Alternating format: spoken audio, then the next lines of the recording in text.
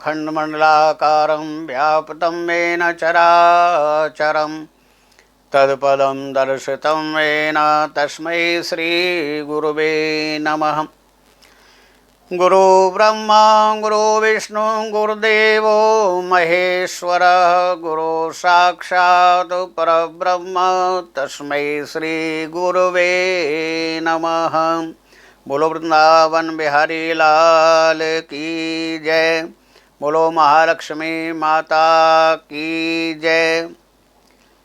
आइए आपको जो है महालक्ष्मी व्रत की कथा सुनाते हैं कि महालक्ष्मी व्रत करने से जो है सौभाग्य की और संतान की प्राप्ति होती है और यह व्रत विशेषकर स्त्रियों को करना चाहिए। स्त्रियों को करना चाहिए जिससे उनको सौभाग्य संतान की प्राप्ति होती है और उनका सौभाग्य बना रहता है। महालक्ष्मी की कृपा से धन धान्य की वृद्धि होती है उनके घर में और हमेशा जो है सुख शांति बनी रहती है। तो आइए महालक्ष्मी व्रत की कथा आपको सुनाते हैं। पूर्व समय की बात है, एक राजा और एक रानी थे।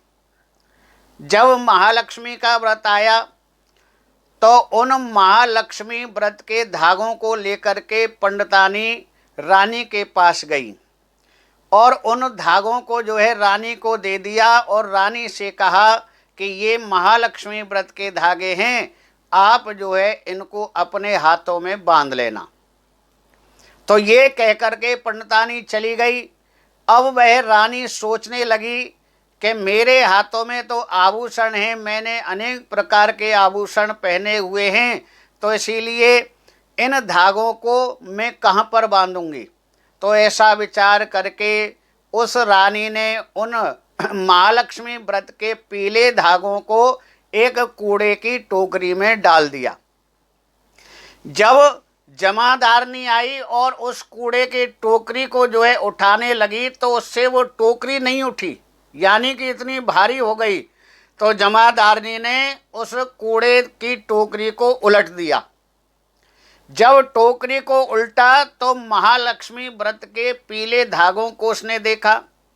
अब वह उन धागों को लेकर के अपने घर चली गई और घर जाकर के दूध से और शुद्ध गंगाजल से धो करके उसने उन धागों को अपने हाथों में बांध लिया। अब देखो महालक्ष्मी की कृपा से वह अर्थात महालक्ष्मी व्रत के धागों के अपमान के कारण राजा ने और उसको जो है रानी को अपने जो है महलों से निकाल दिया। ऐसा समय और ऐसी परिस्थिति आ गई कि रानी को महलों से निकाल दिया। अब रानी जो है वन में भटकने लगी तो रानी ने एक मुनि का आश्रम देखा, वहीं जाकर के शरण ली और वहीं जो है मुनि के आश्रम में रानी रहने लगी। एक बार राजा शिकार खेलने के लिए वन में गए। जब शिकार करते करते राजा को पूरा दिन बीत गया, अब राजा को भूख प्यास सताने लगी। तो राजा ने अपने नौकर से कहा कि जाओ हमारे लिए खाने के लिए कुछ लेकर के आओ। अब राजा का नौकर चल दिया तो उन्हीं मुनि के आश्रम में पहुंच गया जहां पर वो रानी ठहरी हुई थी। जब रानी को देखा तो कहा कि हमारे राजा को भूख लगी है, कुछ खाने के लिए दे दो। तो आश्रम में रानी जो रह रही थी, रानी ने सुना तो रानी ने जो है तुरंत तीतर भून करके दे दिए और नौकर उनको लेकर के राजा के पास आ गया। जैसे ही राजा उन तीतर को खाने लगा तो तुरंत जो है राजा को रानी की याद आ गई।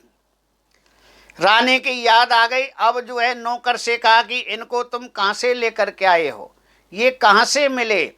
तब नौकर ने जो है राजा को लेकर के उन्हीं मुनि के आश्रम में पहुंच गया। राजा ने देखा कि मुनि ध्यान में बैठे हुए हैं तो जा कर के राजा ने मुनि के चरणों में प्रणाम किया। जब मुनि के चरणों में प्रणाम किया और बैठ गए, उसके बाद में अपना सारा वृतांत जो है मुनि के सामने रख दिया। तब जो है कुछ क्षण मुनि ने ध्यान लगा करके देखा और राजा से कहा कि हे राजन, महालक्ष्मी व्रत के अपमान के कारण तुम्हारी ये दशा हुई है। तो इस प्रकार राजा और रानी को फिर महालक्ष्मी व्रत के बारे में बता करके और फिर दोनों को विदा किया। जाते समय मुनि ने जो है एक बर्तन में दही की छाछ दे करके कहा कि यदि मार्ग में जाते हुए ये छाछ फट जाए तो इस बात को समझ लेना कि मुनि की मृत्यु हो गई। तो ऐसा कहकर के दोनों को विदा कर दिया। अब दोनों चल दिए तो मार्ग में वैसा ही हुआ। वह छाछ जो है, दही की छाछ फट गई तो रानी एकदम से विकल होकर के दौड़ करके मुनि के आश्रम में पहुंची, लेकिन वहां तो मुनि सामने बैठे हुए हैं। अब मुनि को देख करके कहा कि महाराज, आपने ऐसा क्यों किया, क्यों कहा आपने ऐसा? बोले कि ऐसी कोई बात नहीं है, मैं तो केवल तुम लोगों की परीक्षा ले रहा था, इसीलिए अब जाओ, मेरा आशीर्वाद है और महालक्ष्मी की कृपा से तुम्हें धन धान की प्राप्ति होगी। तो राजा और रानी अपने महलों में आ गए और महलों में आकर के जैसा मुनि ने बताया वैसा ही उन दोनों ने मिलकर के महालक्ष्मी का व्रत किया और महालक्ष्मी की कृपा से सब जैसा था वैसा ही हो गया और दीर्घ काल तक आनंद और सुख भोग करके वह बैकुंठ धाम को प्राप्त हो गए। तो जैसे महालक्ष्मी की कृपा राजा और रानी के ऊपर हुई, ऐसे ही हे महालक्ष्मी, हे लक्ष्मी माता, आप सबके ऊपर कृपा करना और इन सौभाग्नियों को धन धान्य ऐश्वर्य सौभाग्य संतान की प्राप्ति हो। इस प्रकार ये महालक्ष्मी व्रत की कथा है। बोलो लक्ष्मी माता की जय, बोलो वृंदावन बिहारी लाल की जय।